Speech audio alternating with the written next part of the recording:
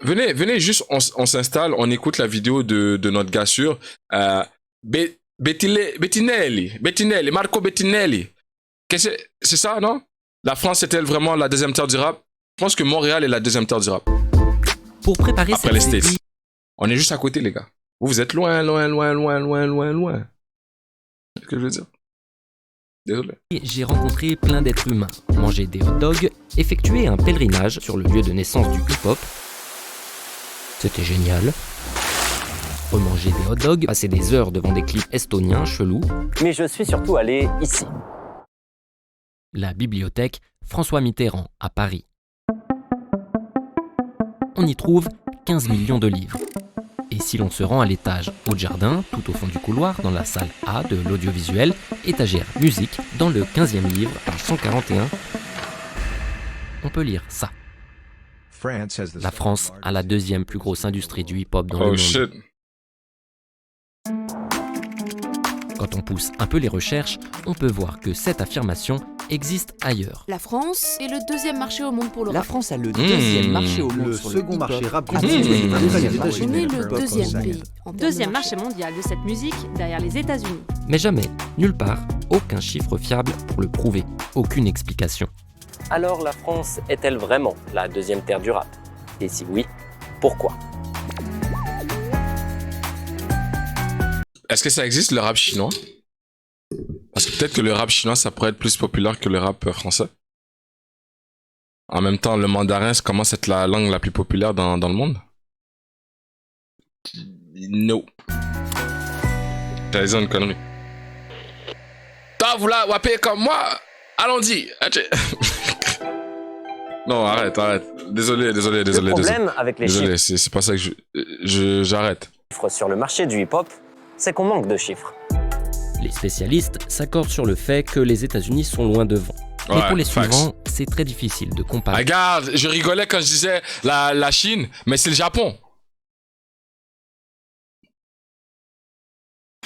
Oh!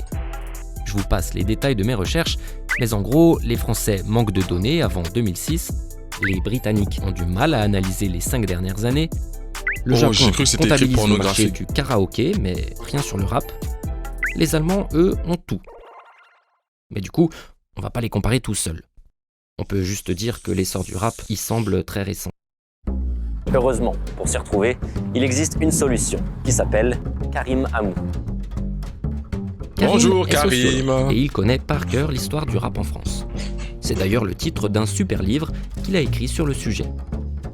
Bref, d'après lui, C'est des choses qui ne sont pas forcément faciles à mesurer. On a probablement des périodes au moins où la France a effectivement été le deuxième marché mondial. C'est le cas probablement à la fin des années 90. C'est le moment où cette expression de deuxième marché mondial est devenue populaire.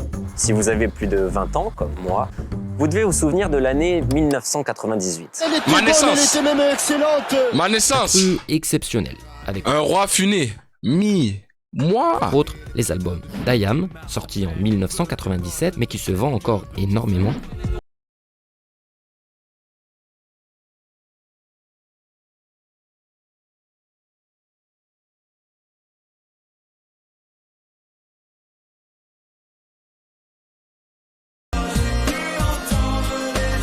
Ah quel pied! Oh putain! 3 albums Mano, Panic, Celtic. qui figurent parmi les albums les plus vendus de l'histoire du rap français. Rap breton. Mais pour Karim Amou, cet âge d'or n'est pas que du passé. C'est probablement le cas en ce moment aussi. La période actuelle est une période exceptionnelle pour les succès commerciaux du rap en France. Si l'on regarde juste le top 20 des plus gros vendeurs d'albums, on peut voir qu'en France, presque la moitié sont des artistes hip-hop. Et quasi tous ces artistes sont français. Eh, ils ont mis Big Flo et Oli parmi les plus gros vendeurs. T'as Vald, Booba, c'est sorti quand ça? 2020. Vald, Booba, Gims, C'est beaucoup plus Niska, j'avais que vu. dans d'autres pays comparables. Par exemple, au Royaume-Uni, dans le top 20, on compte 3 rappeurs seulement. Et tous sont nord-américains. Ya, Au Canada. minimum, on peut donc avoir 2 certitudes. Le rap a en effet un succès particulier en France. Et plus précisément, le rap français. Ouh, c'est le cocktail de la mort, ça. Ok, mais maintenant, il y a une question.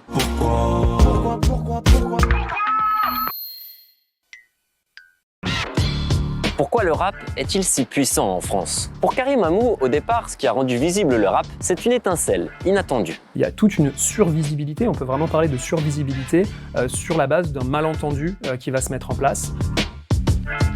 Un malentendu. C'est ce qui a amené des jeunes artistes comme ceux-là à se retrouver propulsés sur les écrans de millions de personnes. Vous le savez, les rappeurs de NTM, comme d'autres, viennent de banlieue. Et ce qu'on sait aussi, c'est que c'est là, parmi les Français d'origine immigrée ou d'outre-mer, qu'on s'intéresse en premier aux musiques noires américaines, dont le rap. Or, au début des années 90, plusieurs événements secouent les banlieues françaises. Madame, monsieur, bonsoir. Scène d'émeute et de pillage à Vaux-en-Velin. La cité des Indes à Sartrouville s'enflamme. Les communes d'Achères et de Chanteloup-les-Vignes. Et c'est là qu'intervient le malentendu. On cherche des personnes et des voix qui mettent en scène ces banlieues dont on parle, et on va les chercher du côté des rappeurs. Horizon bouché et sentiment d'injustice, les jeunes réagissent, une minorité par la violence, la majorité par le rap et les tags. Toutes ces consonnes et ces voyelles, pour lesquelles j'excelle, je n'ai pas le nom de Lionel. Il n'y a pas d'ampoule, ça pue la pisse, En gros, les premiers rappeurs français devraient leur exposition dans les médias, non pas uniquement à leur créativité, mais parce que les journalistes s'en sont servis pour parler de la banlieue, qui a fait soudainement l'actualité.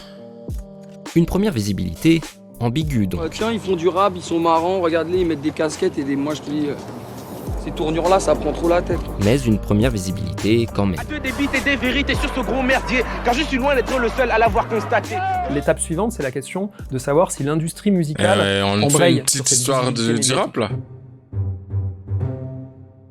Pour schématiser, il faut savoir qu'à ce moment-là, l'industrie de la musique repose sur un triangle. Bim, triangle.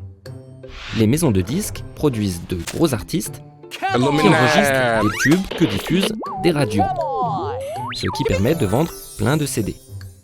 Une mécanique du Star System. Si ça c'est pas le chétan en personne. Disons que le problème, c'est que ce système, ça fonctionne très bien pour des Johnny Hallyday, moins pour des Johnny Go. Quand je m'exprime, j'anime, j'arrime, j'anime ma bouche de rime de Maxime.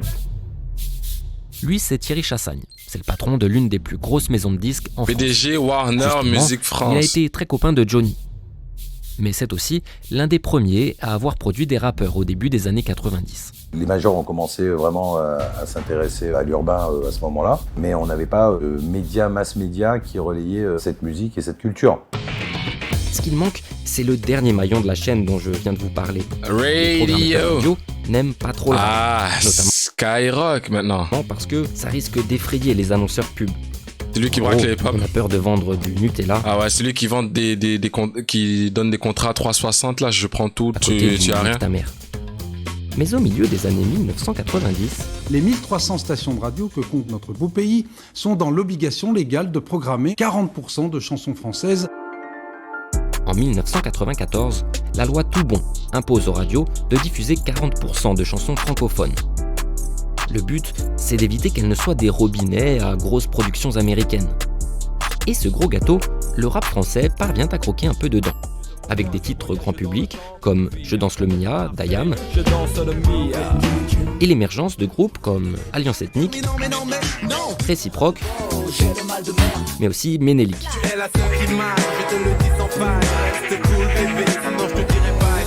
Il faut bien voir que c'est une politique qui est assez originale en Europe et donc qui contribue à expliquer la force du rap en France. Et puis, en 1996, il y a un deuxième changement. Ça s'est accéléré énormément quand Skyrock est passé en format urbain. Skyrock a eu un impact réel sur le rap en France. Skyrock, premier sur le rap. Ah, c'est ça. Fondamentalement, c'est... Skyrock, c'est l'équivalence de Breakfast Club FR. Donc, ce qui a été fait aux States est repris en France d'une autre manière. C'est juste que vous avez un petit pas de reculons. Une idée exceptionnelle qui fait qu'on est encore dessus 23 ans après. Cet homme s'appelle Laurent Bounot. C'est lui. Il n'y a pas une histoire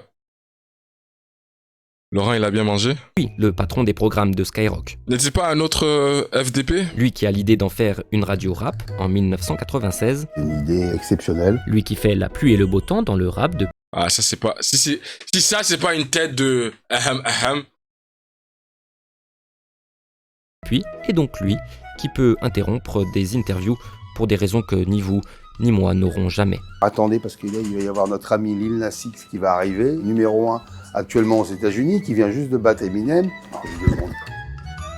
Bon, j'en étais où, du coup? En 1996, la radio est en perte de vitesse par rapport à ses concurrents, Énergie et Fun Radio. Elle décide de tenter autre chose, miser sur le rap, et notamment sur le rap français, récemment boosté par la loi Toubon. Bien sûr. Moi, cette loi, elle a potentiellement changé ma vie. Si en effet, il n'y avait pas eu cette loi, est-ce qu'on aurait eu la force de pouvoir imposer notre idée? Peut-être, peut-être pas. Avec Skyrock, ce n'est pas la première fois que le hip-hop se fait une place dans les médias, mais c'est la première fois qu'une radio de cette envergure lui offre une exposition exclusive. Du jamais vu, même ailleurs dans le monde. Il y a des radios hip-hop aux États-Unis, mais elles sont pas nationales. Un pari payant pour cette radio qui a vu exploser son audience. Kerry Chaque James. jour, plus de 3 millions de personnes écoutent Skyrock. Et le rap devient peu à peu un courant musical grand public. La preuve la plus évidente de ça, c'est la croissance des personnes qui déclarent écouter régulièrement du rap entre 1997 et 2008. Elle triple. C'est pas la même chose de vendre, en cas de grand succès, 100 000 albums, ou 500, 600, 700, 1 million. Et c'est ce qui s'est passé. C'est ce qui s'est passé. Le secteur art n'a pas connu le succès qu'ils ont connu. Doc Gynéco, toute la scène rap de 96 à 2010 a une histoire avec Skyrock. L'effet pervers néanmoins, c'est qu'en ayant eu un tel monopole sur le rap, Skyrock en devient le maître du jeu, en lui donnant une direction commerciale, formatée et donc très souvent critiquée. Tu me verras plus jamais mettre les pieds à Skyrock. Ils ont travesti le RAP. Le premier son que j'ai écouté de Kerry.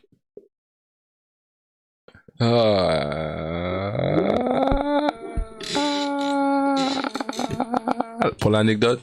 Racaille.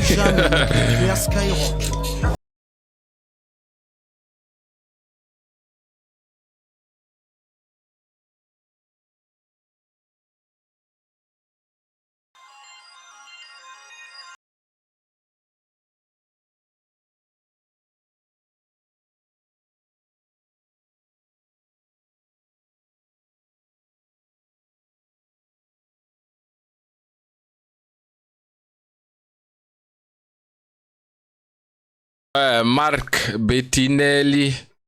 Buenos les videos. Petit cours d'histoire en douce.